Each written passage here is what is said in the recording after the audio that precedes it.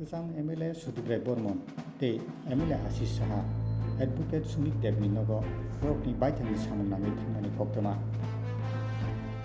सुमित देवनि नग सुदीप राय बर्मन ते आशिष साहा कक्लाम सालाय तंगनि जराव फातारो बीजेपी सामुं सित्रा तांनाय आदम रक सुदीप राय बर्मननि बिजिनो बुटक खालायै बिनि याकनि पिस्तल सेगितलांनानै कक्तमा गासै फायख्या पातिमुं थायो गोराक नाय मोखां हेफाजाबखा तै बाबायसा सुदीप राय बर्मननि मालफुं मथरनायनो बहायनो बय याक याकुं सोबायमानि कक्तमा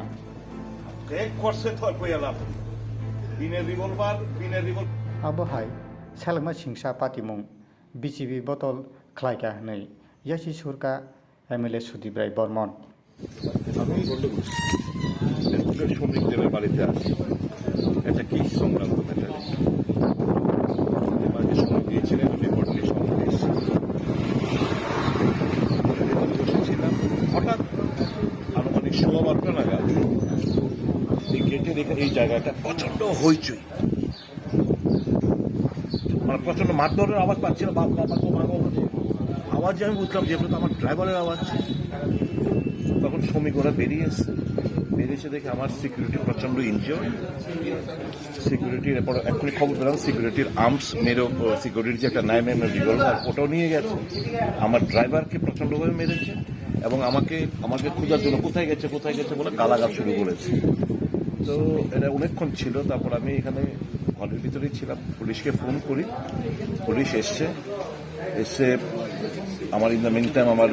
মাঠ তার খেয়ে রক্তাক্ত অবস্থায় আমার যে প্লেন ক্লথ সিকিউরিটি অফিসার সে পশ্চিম থানায় গেছে বোধহয় এজাহার করার জন্য কারণ ওর আর্মস ওরা কেড়ে নিয়েছে তো এই হচ্ছে পরিস্থিতি মানে হঠাৎ করে এত প্রায় 50 জনের নিচে তো হবে না 50 জন বাইক বাহিনী হেলমেট টেলমেট পরে এরা এসে অতর্কিত হামলা এবং আমাকে খুঁজে মানে খুঁজছিল এটা বুঝে গেছে যে আমি এখানে রয়েছি যেহেতু আমার সিকিউরিটি আমার ড্রাইভারকে এরা চেনে এই হচ্ছে পরিস্থিতি এখানে আইনের শাসন বলে তো কিছুই নেই এখন যদি কেউ কারো বাড়িতে যায় সেখানেও যদি হামলা হুজ্জুতি হয় আম জনসাধারণ আমাদের মতো লোকদের উপর যদি এরকম মুভমেন্টে কিংবা কেউ কারোর বাড়িতে যাবে এরপরে যদি এরকম ঘটনাগুলো ঘটে আমি তো I am not concerned about myself আম জনসাধারণের কি অবস্থা হবে আম নাগরিকদের কি অবস্থা হবে এটা ভালো করে অনুমান করতে পারছি একদম ললেসনেস জঙ্গলের রাজত্ব বর্বরদের রাজত্ব অসভ্যদের রাজত্ব মূর্খদের রাজত্বে আমরা বসবাস করছি জনগণকে এগিয়ে আসতে হবে এবং এটা ছাড়া এদেরকে শাস্তি করা যাবে না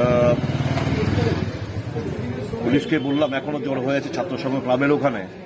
পুলিশকে বললাম অন্তত আর্মস খোয়া গেছে কয়েকজনকে অ্যারেস্ট করুন আর এখানে সিসিটিভি আছে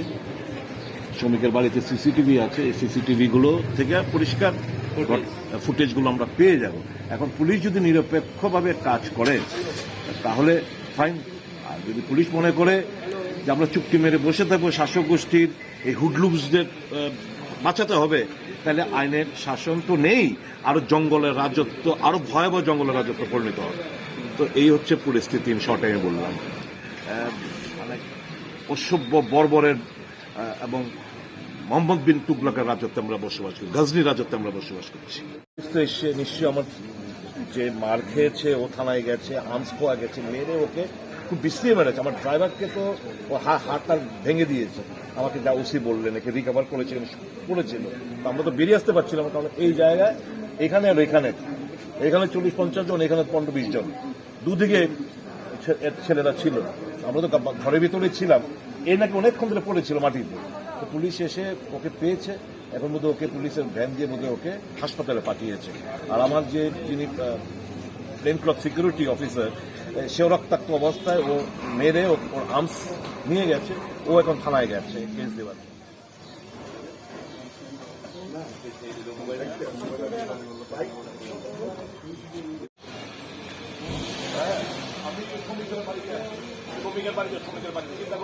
ঠিক আছে 100% আমি পরে করতেছি না, পরে করতেছি। আমার বাড়িতে একটি আইনি ব্যাপারে কথা বলতে এসেছিলেন, তো আমরা আলোচনা করছিলাম একটা ব্যাপারে। এমন সময় হঠাৎ করে দেখলাম চিৎকার চেঁচামেচি, 30-40 জন ছেলে অস্ত্র শস্ত্র নিয়ে এসে একটি ছেলেকে পেটাচ্ছে। আমরা জিজ্ঞেস করলাম কি, কেন? কিছু উত্তর নেই। বলল আপনি সরে যান বলে এখানে ফেলে ভীষণভাবে মারল ছেলেটিকে। ছেলেটার ভীষণভাবে জখম হয়েছে, হাত ভেঙেছে কিনা জানি না। আর ওনার সিকিউরিটি, এটা আমি চিনতাম না, ও দেখলাম দৌড়ে চলে যাচ্ছে, ওকে মেরে ওর থেকে যা ছিল সব কিছু চিন্তাই করে নিয়ে গেছে। তারপরেও একটা বিশাল জমায়েত, আমার বাড়ির সিসিটিভি বলছে ভেঙে ফেলবে। টোটাল একটা মানে কিছু কিছু বুঝে ওঠার আগে একটা বিশাল একটা ঘটনা হয়ে গেল। ভীষণভাবে মারধর করেছে ওই ছেলেটিকে, ড্রাইভারটিকে। এখন কিরকম অবস্থা আছে জানি না। ছেলেটার মোবাইল নিয়ে চলে গেছে, ঘুরি চুরি হয়েছে।